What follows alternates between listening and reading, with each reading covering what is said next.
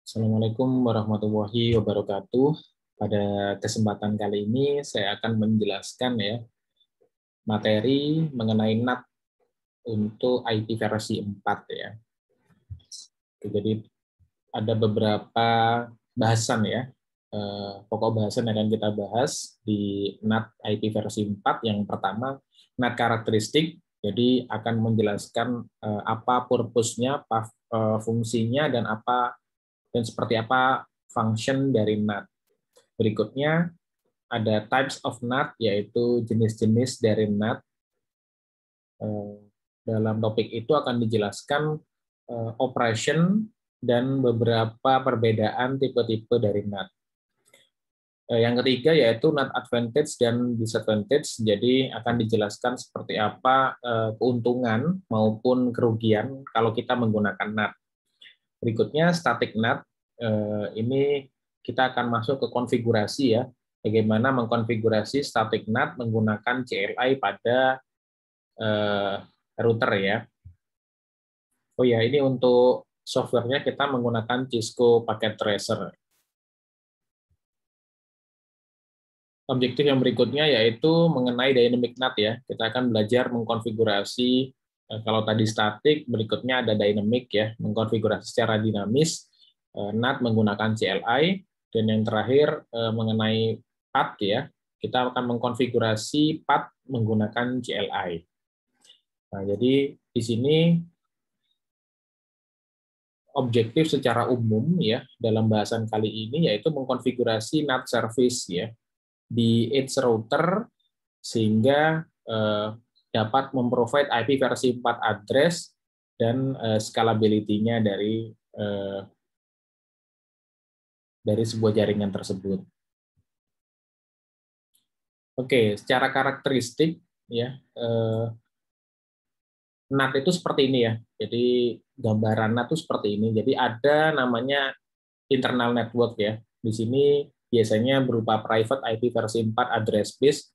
Jadi diidentifikasi sebagai jaringan lokal ya, dan private ya menggunakan versi 4 address.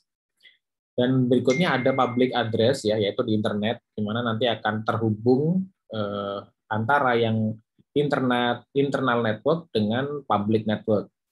Nah, di tengah-tengahnya yang menghubungkan adalah NAT router ya. Jadi proses untuk menghubungkan itu disebut NAT translation ya. Jadi mentranslasikan dari address space private menjadi public ya. Jadi dapat saling terhubung gitu ya. Oke, seperti itu konsepnya ya. Jadi private IP versi 4 address ini cannot be route. Jadi tidak bisa dilakukan routing secara langsung ya ke internet. Nah, jadi dia membutuhkan device ya. Di sini device yang digunakan yaitu NAT router untuk dapat berkomunikasi dari jaringan lokal ke jaringan publik tadi. Oke, NAT ini juga provides the translation private address to public address ya, mentranslasikan tadi ya dari internal network ke public network ya, dari private IP versi 4 address ke public IP versi 4 address. Oke, di sini ada klasifikasi ya. Jadi ada klasifikasi, ada beberapa kelas yang digunakan ya. Ada kelas A, kelas B, kelas C ya. Contohnya di sini activity tipenya untuk kelas A, IP-nya antara dari 10.0.0.0 sampai 10.255.255.255. Jadi activity name-nya dikenal dengan 10.0.0.0/8. Berikutnya untuk kelas B itu rentang IP address-nya, activity tipenya dari 172.16.0.0 sampai 172.31.255.255. Di sini activity name-nya yaitu 172.16.0.0/12 ya. Berikutnya yang terakhir yaitu kelas C, activity tipenya rentangnya antara 192.168.0.0 sampai 192.168.255.255. Activity name-nya 192.168.0.0/16 ya. Jadi kita sudah paham seperti apa karakteristik dari NAT. Jadi kita akan bahas lebih detail apa itu NAT gitu ya. Oke, di sini contohnya ya, the primary use of NAT is to conserve public IP versi 4 address. Jadi bagaimana agar jaringan lokal tadi dapat terkomunikasi dengan jaringan publik ya. Itu fungsi dari NAT ya. Fungsi utama.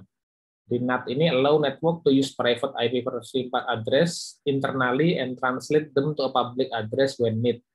Jadi NAT itu mengizinkan network ya untuk menggunakan private IP versi 4 address, contohnya ini ya, dan dia mentranslasikan gitu ya menjadi public address ketika dibutuhkan gitu ya. NAT router itu typically operate at the border of a stub network ya. Jadi ini ya, border of stub network itu maksudnya dia ada di antara private address dan public address ya. Jadi penghubungnya itu ada di NAT router. Jadi sebetulnya ini router biasa yang dikonfigurasi NAT gitu aja ya. Maksudnya dari NAT router. When a device inside the stub network want to communicate with the device outside of its network, the packet is forward to the border router. Jadi ketika sebuah device gitu ya di dalam stub network itu ingin berkomunikasi dengan device yang ada di luar ya. Contohnya saya dari PC1 dengan IP address 192.168.10.10 ingin berkomunikasi dengan server di luar di public address gitu ya dengan 209.165.201.1 itu kan nggak bisa langsung. Maka dia perlu ditranslasikan dan ini prosesnya akan di forward ya. Dia akan melewati router NAT ini, NAT router, dan dia akan di forward ya, diteruskan gitu ya. Nah, diteruskan menggunakan NAT proses tadi. Nah, translating the internal private address of the device to a public outside routable address. Jadi dia akan ditranslasikan ke IP publik ya yang ada di luar sehingga dapat routable atau dapat terhubung lah ya mudahnya.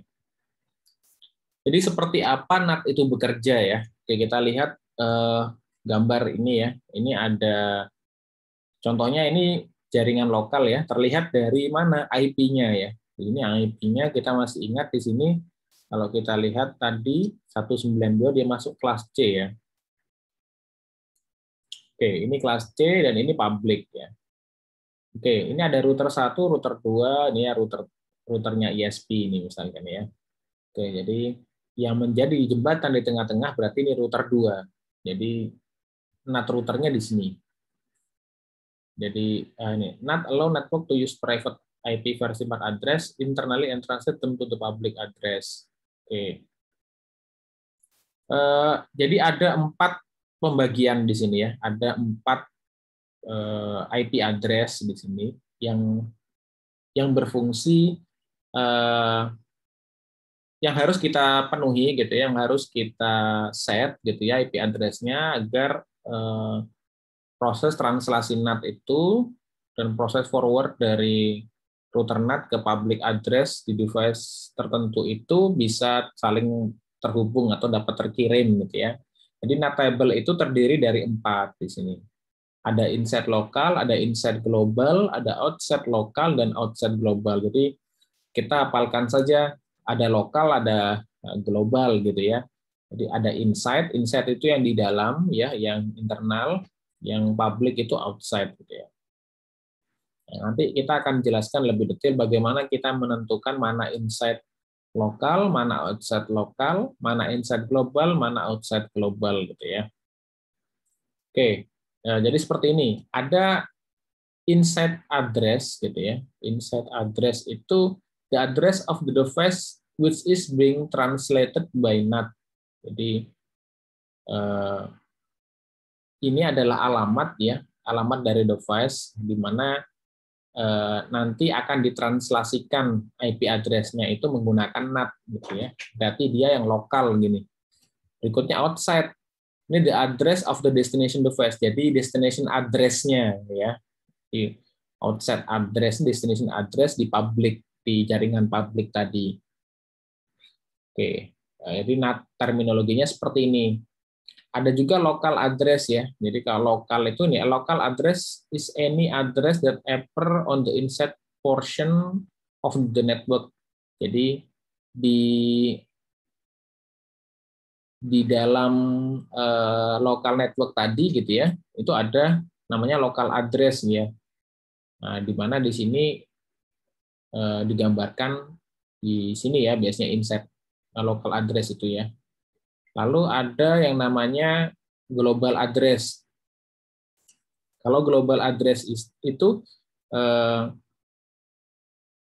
ini is any address that appears on the outside portion of the network. Jadi dia mendefinisikan outside portion dari network ya. Jadi untuk publiknya itu disebutnya outside. Gitu aja. Ini sebuah NAT table ya. Jadi NAT table itu terdiri dari 4 tadi ya. Jadi yang di sini kenapa PC1, mengapa web server? Karena kita mencoba untuk membuat PC1 ini dapat berkomunikasi dengan web server, gitu ya.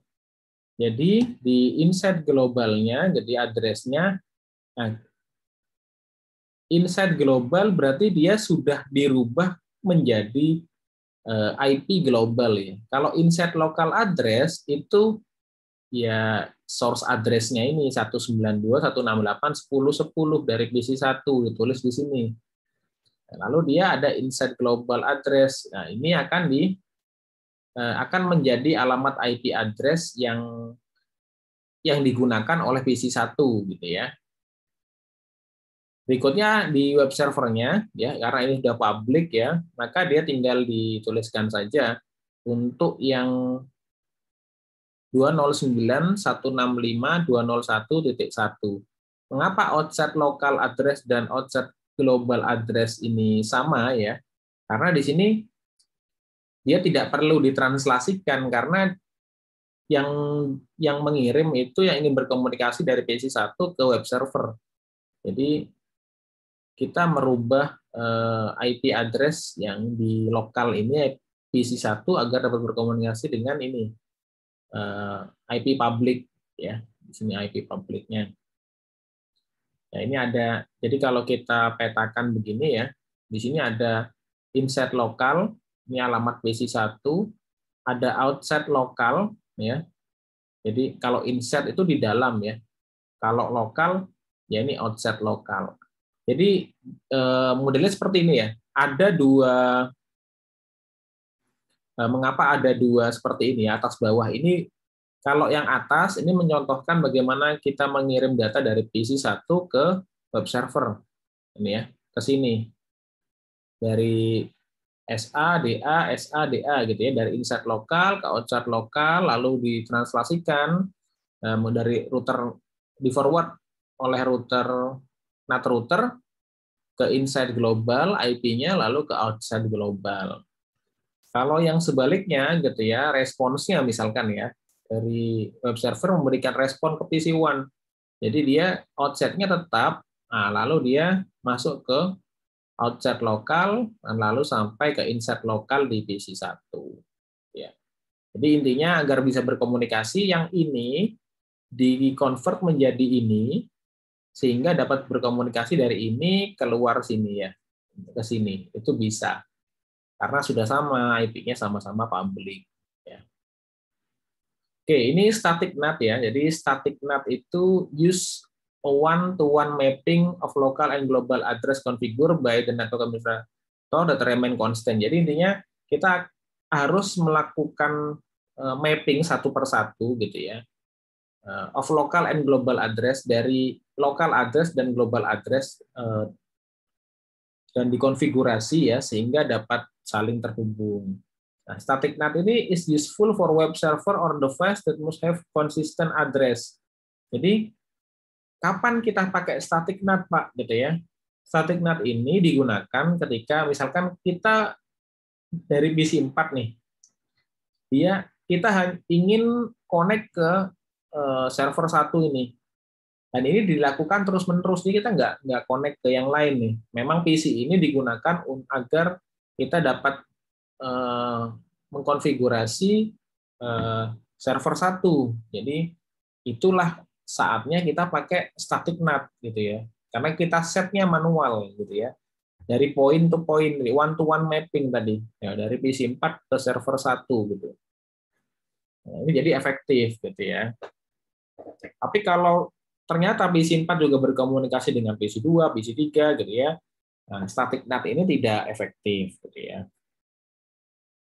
It is also useful for device that must be accessible by authorized personnel when off-site, but not by the general public on the internet. Jadi static NAT ini sangat berguna ya. Jadi gimana kalau proses otorisasinya itu ya dilakukan oleh personel tertentu, misalkan ya personel tertentu ditugaskan untuk mengkonfigurasi server menggunakan PC 4 gitu ya. Ya sudah, kita bisa mengautorisasi bahwa PC 4 itu dijalankan oleh si A misalkan ya. Seperti itu contohnya. Jadi dia tidak menggunakan general public ya untuk konfigurasinya. Jadi dia hanya menggunakan ini saja. Oke, ini static NAT ya. Jadi static NAT itu ini inside local address-nya kita definisikan berapa gitu ya. Misalkan ini kan inside-nya, oke ini inside-nya ya. Jadi inside-nya ada lokalnya ya, ada server 1, PC 2, PC 3. Yang ini server 1, yang ini PC 2, yang ini PC 3. Lalu kita harus menyediakan inside globalnya agar dapat berkomunikasi 209, 165, 200, 226 misalkan. Ini IP untuk si server 1. Begitupun sampai yang PC 3. Kalau kasus yang tadi misalkan static NAT itu bagus digunakan misalkan ada pekerja gitu ya dari home network misalkan atau dari manapun dari luar ya, memang didedikasikan satu komputer itu untuk mengkonfigurasi server gitu ya. Dia bisa menggunakan static NAT. Oke, berikutnya kita masuk ke dynamic NAT ya. Jadi dynamic NAT ini use a pool of public address. Jadi dia menggunakan IP pool ya. Jadi pool itu list ya dari public address and assign them on a first come first serve basis. Jadi dia tuh menggunakan first come first serve. Jadi siapa yang datang pertama pesannya dia yang akan diberikan global address-nya gitu ya. When an inside device requests access to an outside network, dynamic NAT assign an available public IP versi 4 address from the pool. Jadi kita punya pool nih misalkan. Poolnya dari mana? Dari 209.165.200.226 sampai 230 misalnya. Itu ada 1, 2, 3, 4, 5. Ada 5 IP pool yang kita gunakan. Pertama misalkan kita mau mengirim pesan gitu ya dari PC 3 ke jaringan di luar di outside nih gitu. Jadi dari PC 3 mengirimkan pesan. Oke, berarti IP yang pertama 226 ini akan diambil oleh PC 3. Ya. Setelah dia misalkan dia mengirim lalu PC 2 melakukan mengirim juga ke jaringan di luar di outside ya. Maka dia akan mengambil yang kedua ini. Nah, bila pesan yang pertama tadi dari PC 3 sudah selesai misalkan ya prosesnya, maka IP pool di 226 ini akan ready lagi, akan available kembali. Nah, ini contohnya ada yang available itu seperti ini, available gitu ya. Jadi dimulai dari yang first come first serve ya. Itu model ini ya.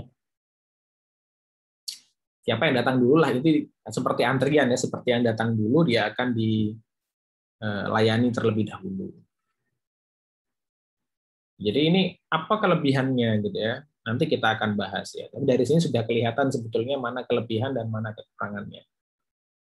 Oke, ini comparison ya. Jadi ini summary of the difference between NAT and PAT ya. NAT itu jadi ada dua, ada di sini ada NAT, ada PAT. NAT ini only modify the IP versi 4 address. Jadi dia hanya memodifikasi IP versi 4 address-nya. Jadi dari yang tadi insert lokal 192.168.10.10 menjadi insert global 209.165.200.226. Sedangkan PAT itu juga memodifikasi port number selain IP versi 4 address-nya. Di misalkan insert lokal address-nya itu tadi 192.168.10.10, portnya berapa? 2031. Maka dia di sini juga akan ditranslasikan portnya juga. Nah, ini comparison atau perbandingannya ya. Kalau NAT itu one-to-one mapping between insert lokal dan insert global address. Jadi antara satu insert lokal dengan satu global address itu NAT. Kalau PAT, one insert global address can be mapped to many insert local address. Jadi satu insert global address itu yang ini dapat di mapping ya oleh beberapa local address gitu ya, insert local address. Itu kalau yang PAT. Kalau NAT itu use only IP versi 4 address in translation process. Di translasinya itu menggunakan IP versi 4 address. Sedangkan PAT ya dia juga menggunakan IP versi 4 dan TCP atau UDP source port ya. Jadi portnya menggunakan TCP atau UDP untuk translation prosesnya. Kalau NAT dia menggunakan unique insert global address is required for each insert host. Jadi untuk insert global address itu unique insert global address ini diharuskan gitu ya untuk setiap insert host accessing the outside network. Jadi untuk akses keluar tuh harus unique insert global address-nya. Nah, sedangkan PAT dia a single unique insert global address dapat digunakan, dapat di-share by many insert hosts accessing on outside network. Jadi PAT ini dapat digunakan oleh beberapa gitu ya host yang ingin berkomunikasi dengan outside network. Nah, itu bedanya NAT dan PAT ya. Oke, kelebihannya sendiri kalau NAT tadi ya, NAT provides consistency for internal network addressing scheme. Jadi dia kelebihannya dia konsisten gitu ya penulisan alamatnya. NAT allow the existing private IP versi 4 address scheme to remain while allowing for AC change to a new public addressing scheme. Jadi dia menawarkan kemudahan ya untuk proses translasi ke public scheme tadi. NAT itu hides the IP versi 4 address of user and other device. Jadi si other device atau device di public tadi hanya mengetahui IP versi 4 yang sudah ditranslasikan. Dia tidak tahu sebetulnya IP versi 4 address yang asli ya, yang lokal milik sebuah host gitu ya, dia nggak tahu. NAT itu conserve the legal register address scheme by allowing the privatization of intranets ya. Jadi NAT ini dia fokus ya pada legal register address ya. Jadi dia untuk addressingnya juga sudah legal gitu ya dan memungkinkan untuk digunakan. Berikutnya NAT conserve address through application port level multiplexing. Jadi NAT ini juga mendukung proses multiplexing ya. NAT increase the flexible of connection to the public network. Jadi dengan NAT kita lebih mudah dan kita menjadi lebih fleksibel untuk dapat berkomunikasi dari host yang lokal ke publik ya. Itulah kelebihan dari NAT. Lalu ada kelemahannya juga. Selain kelebihan ada kelemahannya. NAT itu increase forwarding delay. Jadi meningkatkan waktu delay ya. Jadi karena pada router NAT itu kan ada proses translasi, itu makan proses, jadi tidak instan gitu ya. Ada delay-nya sedikit ya. Nah, itu tapi disadvantage. End-to-end addressing is lost. Jadi ya end-to-end addressing-nya tidak terrecord gitu ya, karena dia menggunakan public translation tadi, IP public yang baru ya, yang digunakan untuk berkomunikasi.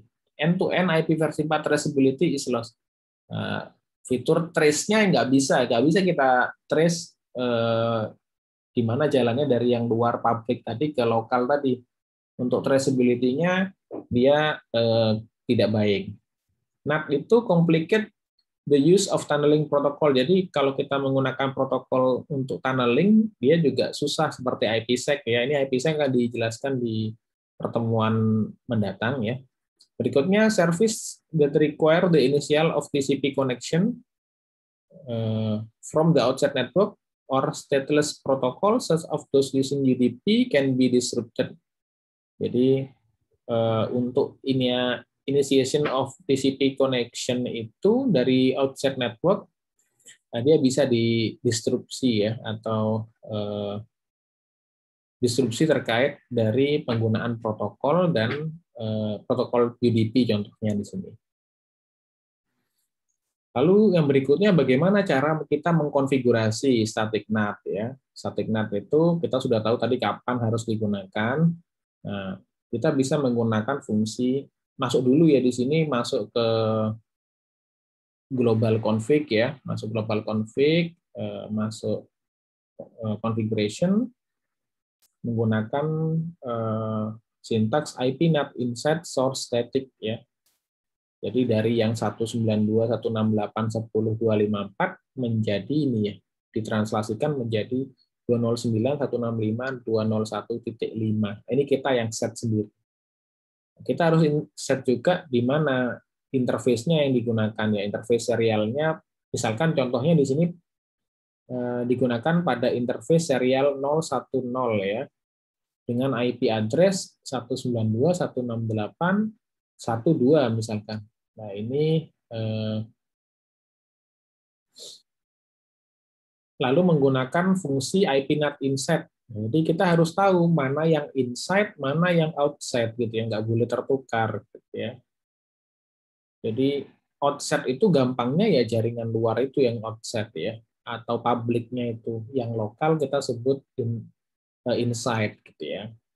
Jadi setelah itu kita exit, lalu masuk lagi ke interface serialnya, ini serial yang berbeda ya. Jadi kenapa ada dua serial? Coba kita lihat di sini ya, pasti ada serial yang ke sini yang masuk ke router 2, ada yang keluar dari router 2 gitu ya. Sehingga mengapa ada dua konfigurasi pada interface gitu ya. Di sini tahap-tahapnya sebetulnya ini ya, create mapping between inside local address and the inside global. Jadi kita mappingkan, kita buat dulu seperti ini mappingnya. Menggunakan IP NAT inside source static ya, ini IP NAT inside source static. Lalu tahap 2-nya the interface participating. Jadi kita definisikan dulu interface yang akan digunakan. Ini interface-nya pada serial 010 sama serial 011 gitu ya.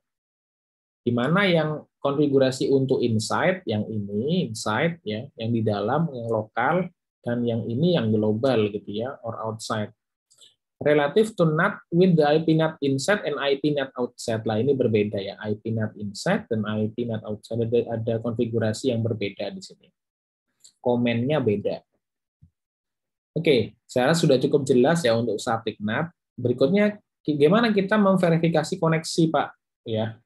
Caranya menggunakan show IP NAT statistik ya. Jadi di sini kelihatan total active translation-nya ada berapa. Ada satu karena kita baru konfigurasi satu tadi, ada outside interface-nya serialnya 011 sama 010. Ya, jadi inside-nya itu 010, outside-nya 011 ya. Oke, ini selesai. Berarti kita sudah tahu ada satu NAT translation yang ada di router NAT tadi. Berikutnya, gimana kalau kita mengkonfigurasi dynamic NAT ya? Jadi itu tahap-tahapnya. Yang pertama, define the pool. Kita mendefinisikan pool address dulu ya, yang digunakan sebagai IP NAT pool command. Menggunakan IP NAT pool command. Nah, ini IP NAT pool ya, NAT pool 1 gitu ya. 209, 165, 200, 226 gitu ya. Dan ini 209, 165, 200, 240 gitu ya. Nah, ini net mask-nya. Jadi net mask-nya berapa? 255, 255, 255, 224 misalkan. Akses list-nya satuan permit ya. Kita harus mengkonfigurasi standar ACL to identify permit. Kita mengidentifikasi ACL ini sudah diajarkan kan pada pertemuan sebelumnya ya. Saya rasa nggak perlu dijelaskan kembali. Di sini yang diizinkan ini ya, kita memberikan akses ya, akses list gitu ya, untuk konfigurasi IP 192.168.0.0 dengan subnet mask-nya ya 00255.255. Lalu bin the ACL to the pool using the IP NAT inset source. Jadi IP NAT inset source list one pool. Nah, yang dimasukkan apa? NAT pool 1 tadi. Itu cara mengkonfigurasi dynamic NAT.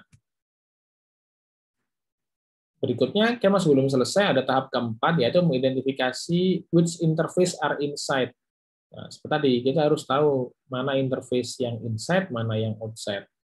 Yang inside misalkan serialnya 010, itu kita set sebagai inside, 011 kita sebagai outside. Gitu ya. Lalu identifikasi which interface are outside. Ya, oke, dua ini tadi. Berikutnya, bagaimana cara kita mengkonfigurasi, Pak? Memverifikasi konfigurasi yang sudah dilakukan menggunakan dynamic NAT. Sama ya, menggunakan show IP NAT translation ya. Jadi, kalau tadi static itu show IP NAT statistik, kalau yang dynamic menggunakan show IP NAT translation. Jadi, komennya menggunakan show IP NAT translation. Di sini akan tampil mana alamat inset global kita, inside lokal kita, ya, outside lokal dan outside global, ya.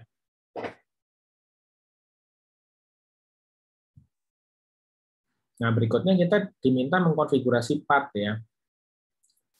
Ada dua cara ya konfigurasi. Yang pertama menggunakan single IP versi path address. Nah, di sini to configure path to use a single IP versi path address, add the keyword overload ya. Kita menggunakan keyword overload to the IP NAT inside source ya. Oke, nah ini di IP NAT inside source kita memberikan fitur overload ya. Sehingga dia akan dikenali sebagai path ya. Nah, berikutnya ada juga caranya. Kalau yang tadi menggunakan single IP versi 4, kalau yang berikutnya menggunakan pool address pool ya. Nah, ini an ISP may allocate more than one public IP versi 4. Jadi ISP itu mengalokasikan lebih dari satu public IP versi 4. Nah, jadi di skenario ini kita dapat mengkonfigurasi path untuk menggunakan pool of IP versi 4 public address translation ya. Di sini untuk konfigurasi path for a dynamic NAT address pool, ini simply add the keyword overload. Jadi intinya cuma menambahkan overload.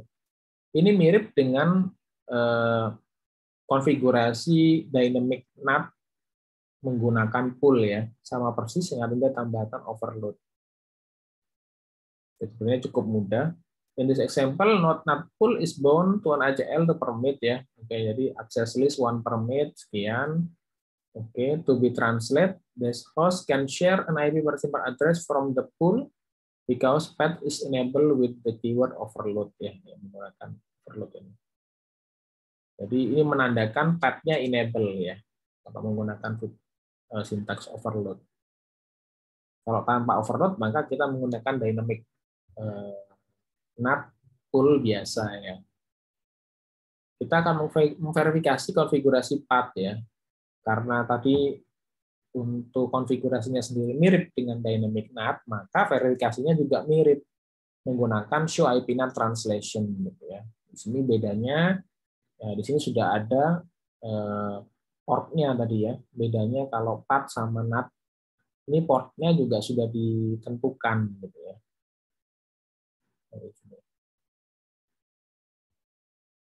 Oke, mungkin itu sekian penjelasan saya. Silakan bila ada pertanyaan bisa kirimkan lewat email atau melihat video tutorial saya di channel YouTube saya. Nah, itu yang bisa saya sampaikan. Kurang lebihnya mohon maaf. Saya akhiri. Assalamualaikum warahmatullahi wabarakatuh.